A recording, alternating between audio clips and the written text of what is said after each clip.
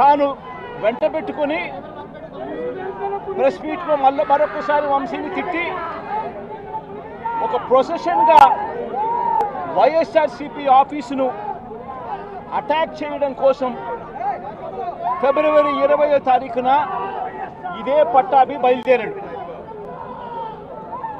బయలుదేరిన ఈ ఘటనలో ఇదే పట్టాభి ఫిబ్రవరి 20వ తారీఖున వైసీపీ ఆఫీసుకు తాను మనుషులతో ప్రొసెషన్గా తాను అక్కడికి వెళ్ళి ఆ రోజు పార్టీ బయట ఉన్న ఒక దళిత సర్పంచ్ సీనయ్య అనే వ్యక్తిని కూడా పట్టాభి వాళ్ళ మనుషులు దాడి కూడా చేయడం జరిగింది. ఈ దాడి జరుగుతా ఉన్న నేపథ్యంలో ఉద్రిక్తతల మధ్య పోలీసులు కూడా నిర్వహించేదానికి విశ్వ ప్రయత్నం కూడా చేశారు. ఆ చేసిన విశ్వ ప్రయత్నంలో సిఐ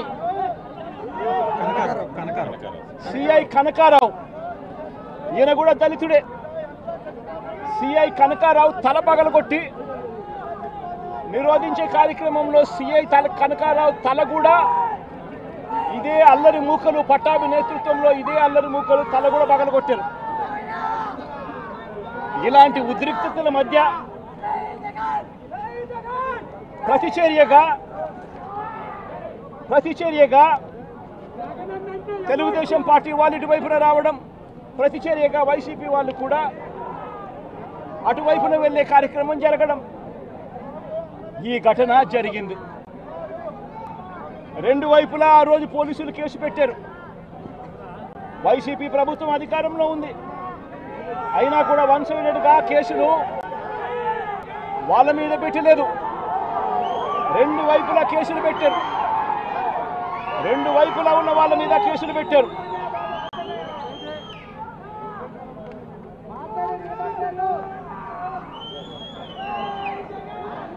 తర్వాత గన్నవరం ఘటనకు సంబంధించి అప్పటి పోలీసులు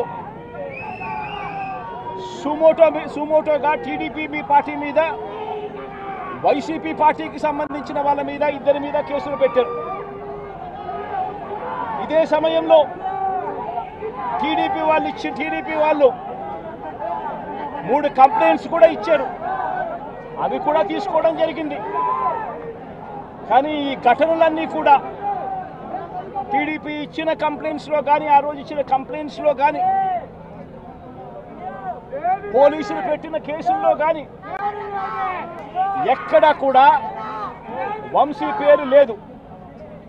కారణం వంశీ ఘటనలో లేడు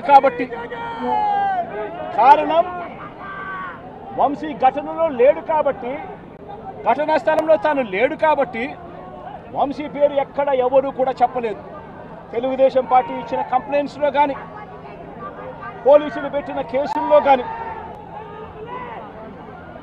ఫిబ్రవరి 22వ తారీఖున, అంటే ఫిబ్రవరి 20వ తారీఖున ఇది జరిగింది.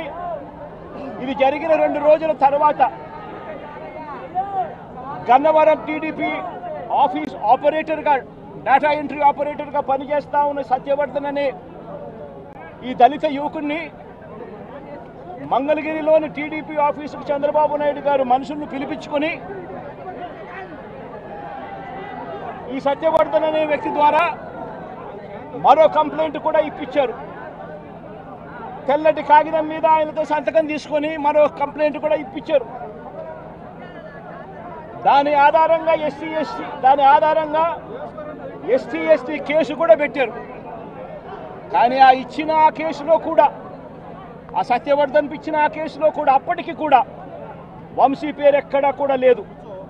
కారణం వంశీ అక్కడ లేడు కాబట్టి, ఘటనా స్థలంలో లేడు కాబట్టి. ఫిబ్రవరి 23వ తారీఖున సత్యవర్ధన్ నుంచి పోలీసులు ఫిబ్రవరి 2023 పోలీసులు